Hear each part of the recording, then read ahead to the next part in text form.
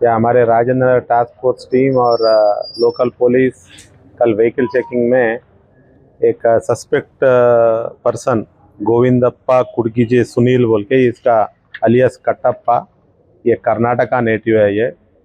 तो वो व्हीकल रोक के उसको वेरीफाई किए और सस्पेक्ट के इसमें उसको कस्टडी में लेके वेरीफाई किया तो टोटल 10 व्हीकल्स वो कन्फेस किया और 10 गाड़ी भी हम रिकवर किए।